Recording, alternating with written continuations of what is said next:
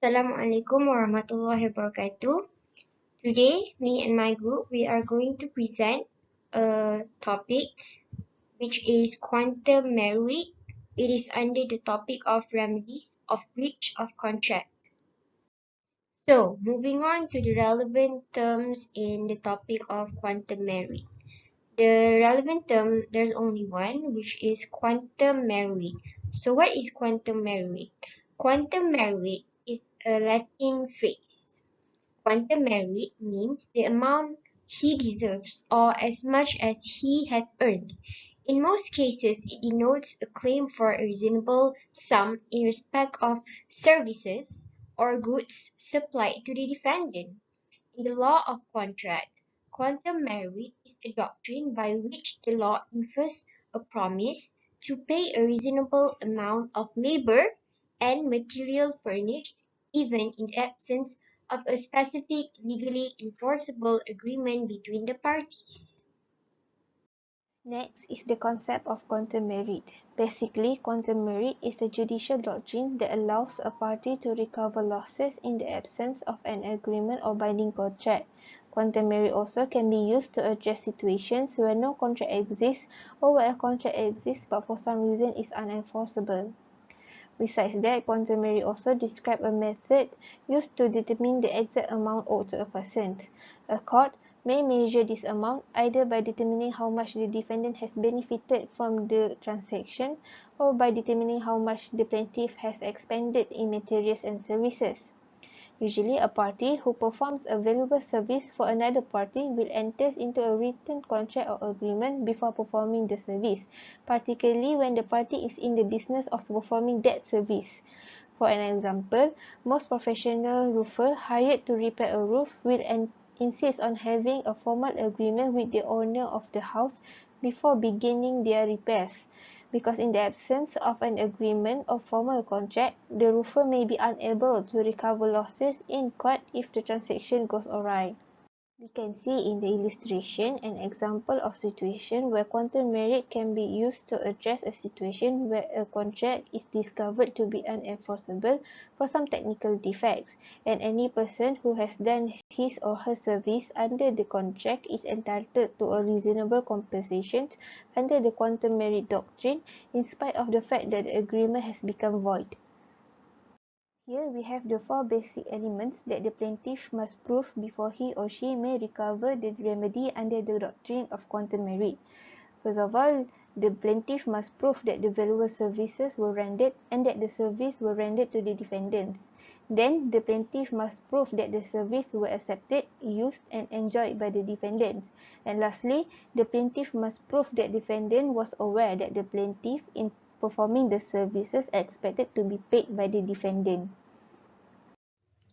Now we will have a look at one of the cases that is related to quantum merit, which is the case of British Steel Corporation versus Cleveland Bridge and Engineering Company, 1984.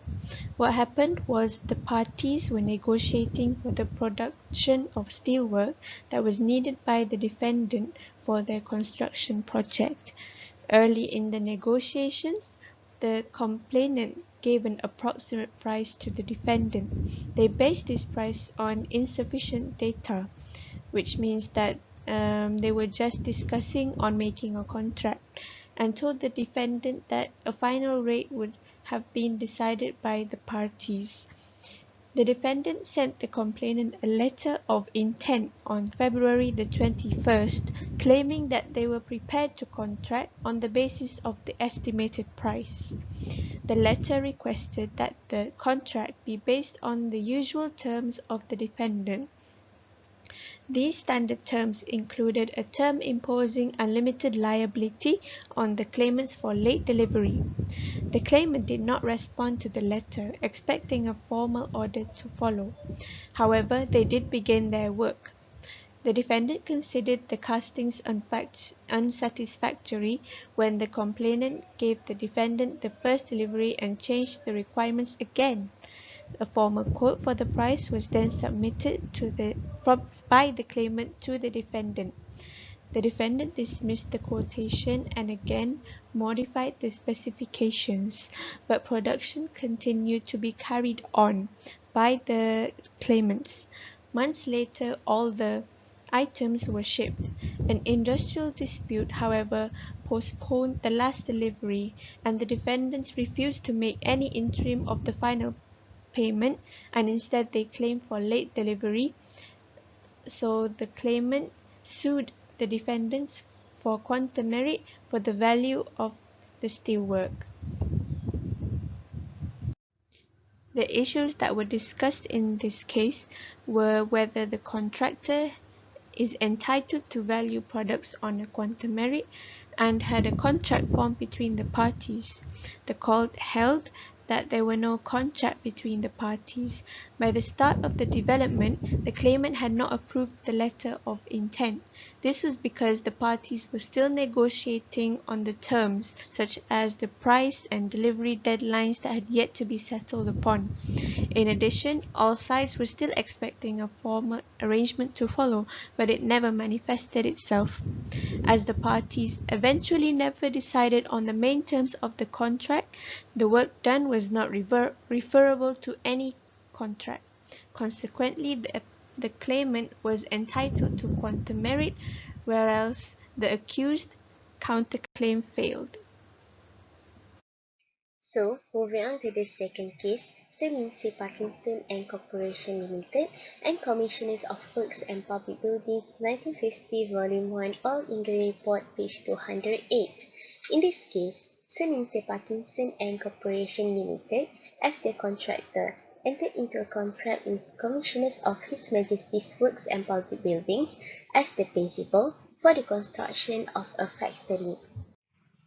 Under the contract, the principal had the absolute power to order alterations or additions to the works, and it was the duty of the contractor to comply with the principal's instruction. The principal ordered works far in excess of the amount so contemplated, which is originally $3.5 million.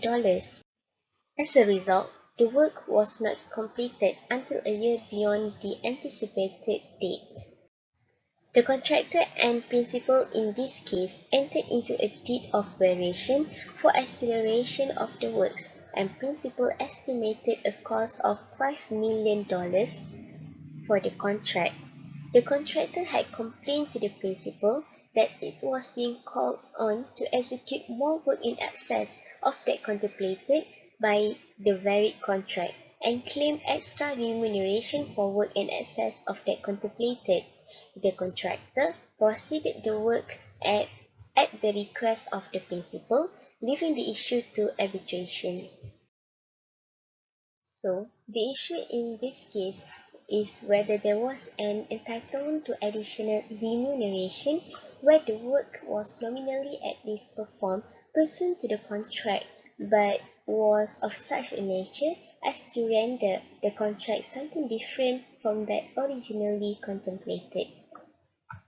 So, for the decision, the court commented that it was absurd to suppose that such a large increase as in fact occurred was within the contemplation of the parties. The court found that the work actually performed was similar in kind to that required pursuant to the contract. However, the court implied a term into the contract that the principal should not be entitled to require work materially in excess of the $5 million estimated. That is, the court construed the contract in such a way to place an intended monetary limit upon the value of such extra work to be performed. Thus, there was neither an implied term limiting the amount of extra work to a fixed value, or an ascertained limitation by reference to the proper construction of the contract. Therefore, the court held that such excess work having been done by the contractor at the request of the principal is liable to pay the contractor's reasonable remuneration. The court based its decision upon a construction of the contract and held that the construction must be such as to exclude the extra work performed from its ambit, thus leaving the extra work to be recovered pursuant to the quantum merit. Okay, now we move on to the discussion. For the first case, which is British Steel Corporation versus Cleveland Bridge and Engineering Company, 1984. Okay, so for this case, I think quantum merit is reasonable for the case because even though there was not a valid contract between the parties, as they were in the stage of negotiating, the plaintiff still did their work by manufacturing the steel and delivering them to the defendant. Therefore, the claimant deserves to be entitled to quantum merit. For the second case, which is Sir Lindsay Parkinson and Company versus Commissioner of Works and Public Buildings, 1950. For this case, I think quantum merit is the best decision because the contractor do the works based on the principal's order. They enter into a valid contract to ensure that the project done on the agreed date, although they had exceeded the original cost. So they are truly deserve to be entitled for quantum merit.